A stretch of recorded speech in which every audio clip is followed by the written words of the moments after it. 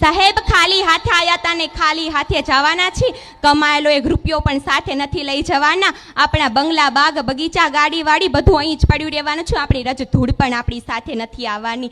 જો મન દઈને માતા પિતાની સેવા કરી હશે ને તો તેના આશીર્વાદ આપણી સાથે આવવાના છે. જો આપણા માતા પિતાને કુલદેવી માતાનો હાથ આપણા હંમેશા સર ઉપર હશે ને તો કોઈ કાર્ય અસફળ નથી થવાનું, તે હંમેશા સફળ જ થઈ જવાનું છે.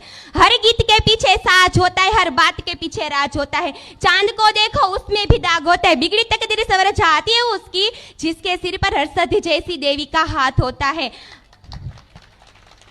આપણા માતા પિતા પાસે હોય ને ત્યારે તેની કિંમત આપણને નથી સમજાતી, પરંતુ જ્યારે તેનાથી દૂર જઈને ત્યારે કિંમત આપણને સમજાય છે. આપણા એવા કોઈ કાર્યને લીધે આપણા માતા પિતાનો આપણે ઠપકો સાંભળ્યો પડ્યો હશે, પરંતુ તે કાર્યને કારણે આપણે કોઈ દિવસ ઠપકાને કારણે એ કાર્ય કોઈ દિવસ આગળની જિંદગીમાં નહીં કરીએ. આપણા માતા પિતા આપણી પાછળ ઘણો ખર્ચો કરે છે, આપણને ભણાવે છે, ગણાવે છે, આગળ વધવા પ્રેરણા પૂરી પાડે છે. તમારી જિંદગીમાં કાંઈ ના બની શકો ને તો કોઈ અફસોસ ન કરતા, પરંતુ એક સારા દીકરા દીકરી બનીને તો જરૂર દેખાડજો.